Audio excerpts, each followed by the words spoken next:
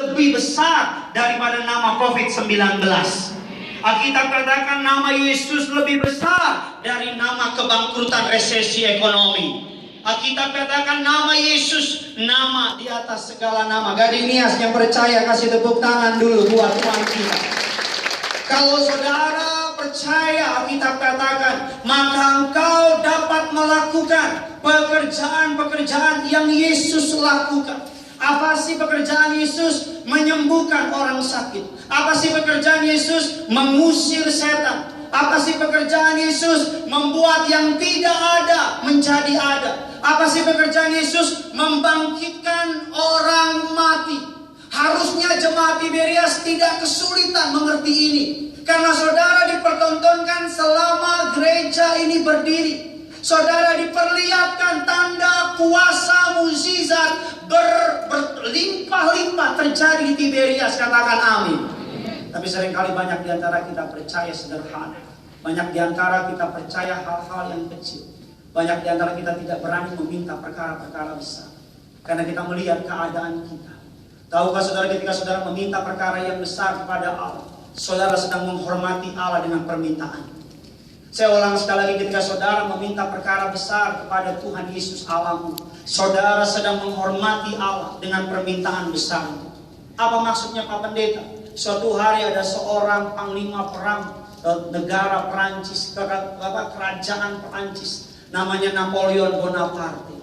Dalam buku yang saya baca, dalam kisah yang saya baca, suatu hari Napoleon Bonaparte melewati medan peperangan bersama dengan ajudannya.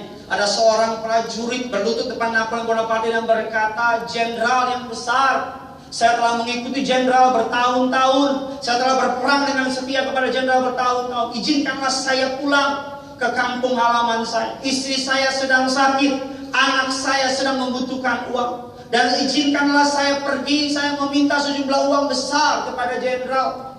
Mendengar permintaan prajurit itu yang besar, ajudan dari Napoleon Bonaparte marah, berkata, "Kurang ajar kamu. Berani-beraninya kamu meminta hal yang besar itu kepada jenderal Napoleon Bonaparte, kepada kaisar."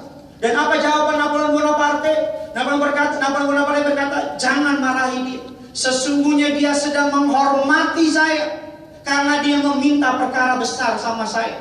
Dia tidak mungkin datang kepada orang kecil untuk meminta perkara besar. Dia datang kepada saya orang besar karena dia tahu saya sanggup memenuhi kebutuhannya."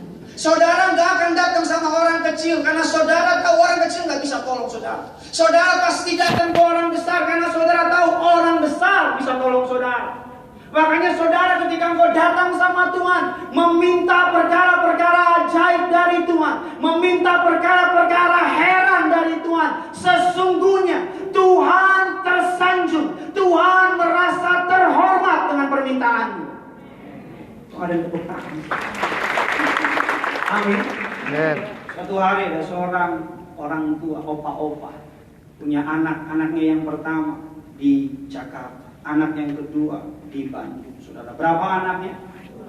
2 orang. Opa-opa ini tinggal di LA, Langowan Atas, daerah Sulawesi Utara.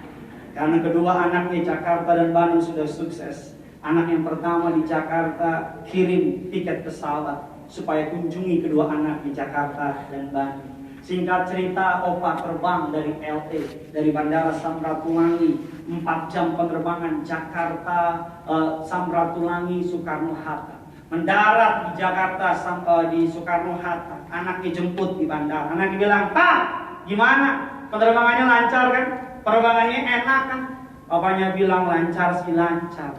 Enak sih enak. Tapi papa lapar, 4 jam papa di pesawat gak makan." So anaknya bilang, "Loh Pak, kan di pesawat itu Garuda loh Pak. Papa bisa makan di pesawat." "Makan gimana? Papa nggak punya duit. Kalau papa makan nanti papa nggak bayar, papa diturunin di langit." Terus anaknya bilang, "Oh Pak, kalau naik Garuda itu Pak, naik pesawat Pak, makan gratis Pak. Papa nggak usah bayar karena udah bareng dengan tiket pesawat." Papanya bilang, "Walah, papa nggak tahu. Papa kira bayar." Berapa minggu kemudian, giliran anaknya yang di Bandung. Ini papa pergi ke Bandung naik kereta Argo Pariangan. Sampai di kereta api datang pelayan, kok nelayan. Datang pelayan, langsung pelayannya bilang mau pesen apa? Si bapak-bapak bilang saya akan tertipu kedua kali. Ini bapak bilang nasi goreng 2, nasi rames 3. Terus kata pelayan, kan bapak sendiri, jangan banyak ngomong loh, kasih sini sebentar.